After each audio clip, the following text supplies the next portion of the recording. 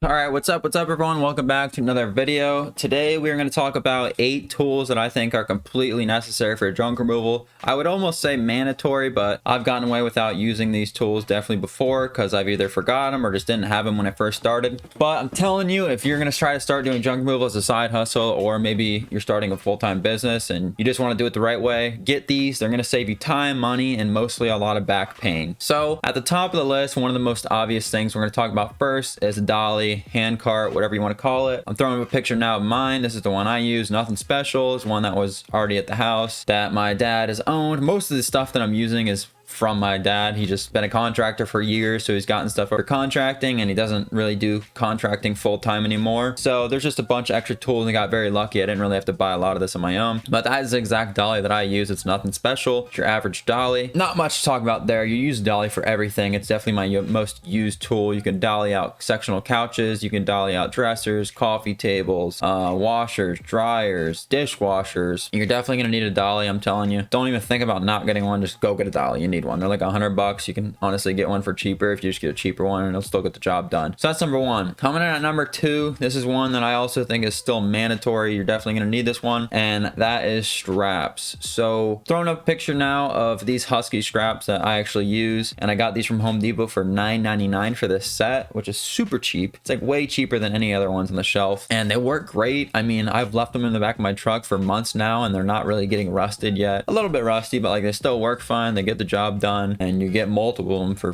$9.99. And stuff like this, you just keep the receipts and it's taxed right off at the end of the year.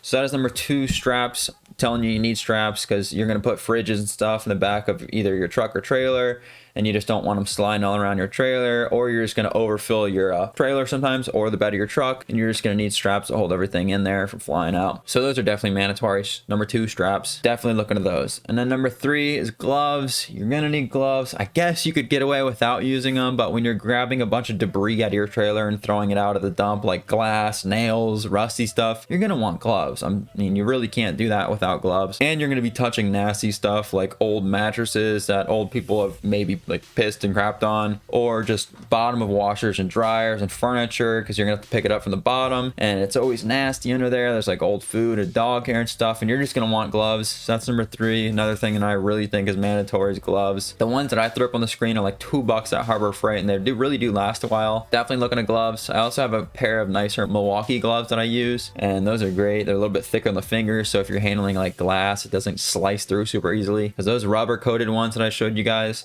the other day I was handling some glass, and I just caught the edge of the glass and it went right through the glove into my hand. So if you're handling glass, I would definitely maybe keep a set of a little bit heavier duty gloves just for the glass. But I like the thinner ones just because you can like feel more and you know what you're doing with your hands a little bit better. But yeah, watch out with that glass. It'll cut right through those kind of gloves. That's number 3 is gloves. Number 4, this one will save you tons of time, which is going to save you money and tons of back pain. And I'm telling you, watch your back if you're going to try to get into this industry, because mine is already getting shot out, and I'm 23 years old, but I've had previous back pains. I've always had back problems. Anyways, number 4 is a wheelbarrow, and the reason I'm saying this will save you so much time and back pain and money is because say you have a job where someone's got a bunch of firewood and bricks in the backyard. You're not going to take handfuls of firewood and bricks. You can, because I've done it, and that's why I've learned my lesson, but you're not going to make 30 trips back and forth. Say they have 50 bricks back there and 50 pieces of firewood. You're going to have to make, realistically, probably 25 trips for each of those. And 25 trips because you're taking 2 logs in each hand. I guess it would be a little bit less than 25 trips. Sorry, I'm not good at math. We're not getting into the trips. But anyways, you could just completely cut the trips in half, if not do it in a quarter of the time, because you can fill a wheelbarrow up with a lot of logs and pavers and stuff like that, but you can't hold a lot of logs and pavers. I guess if you manhandled them and completely filled both arms up like this, you could. That again, that's gonna hurt your back. It's gonna get you all dirty. There's bugs all over logs. You don't want to handle them like that. Just get a wheelbarrow. I've learned my lesson the hard way. Honestly, last week I forgot to bring mine to this job because it was an early job, and I'm just not a morning person. I always forget stuff in the morning, and I'm just like trying to get out of the house to go to Starbucks to get my morning coffee and then go to the job, and I totally forgot the wheelbarrow.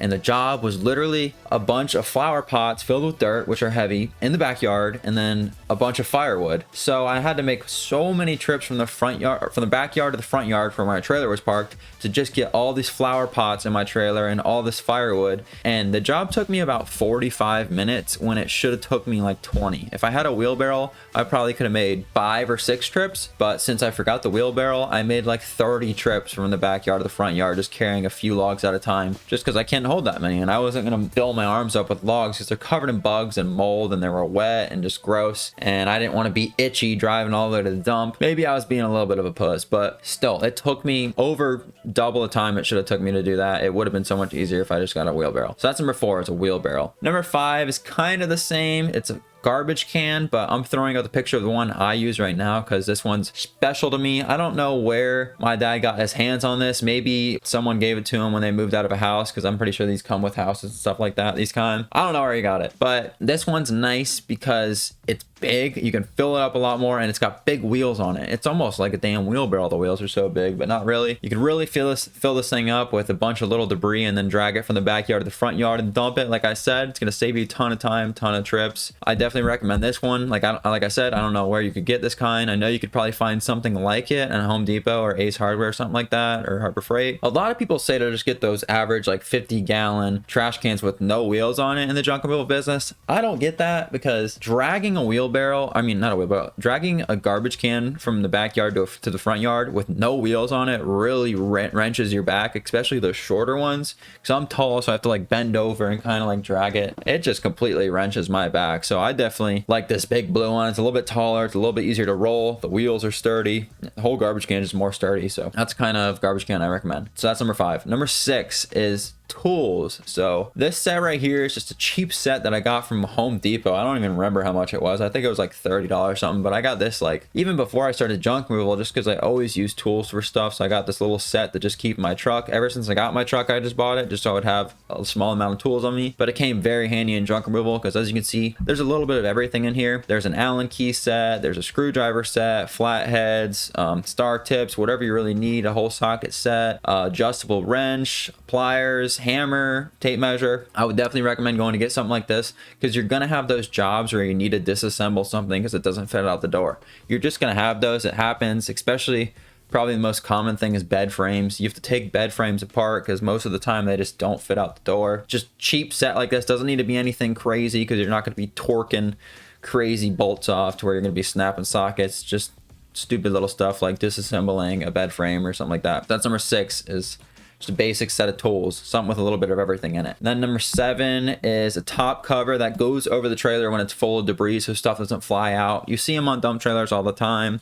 This one is one that comes off, obviously, because a lot of the dump trailers have that nice attachable one on the front that rolls up, and then when it's full of debris that rolls over and then covers everything. But if you look at this one, it's not just a regular tarp, so don't get it mixed up with that. It's not a regular tarp. It's more of a cover with a bunch of little holes in it so the wind can go through it. Because if you just bungee cord a tarp over the top of your trailer, because that's usually what I use to put the cover on the trailer, is a bunch of bungee cords, because you can see there's little fisheye hooks on the corners of the cover, and then I bungee it on. But I've tried to use a regular tarp before just because I had one in my truck and I forgot this nice cover with the holes in it, and the tarp literally like was breaking my bungees because I was on the highway and there was so much wind picking up under this tarp. It was like ripping the bungees off and bending the hooks out straight, because they were super cheap bungees, and it literally broke my bungees because the tarp had so much wind getting under it and wanted to rip off. But the nice thing about this cover that I just showed you guys, it's got a bunch of little holes in it, and that makes it way less, it's way stronger than your average tarp too. It doesn't rip as easy, and those little holes allow the wind flow to go through so it doesn't catch wind and want to rip off your trailer so easily. So that's number 7, is top cover.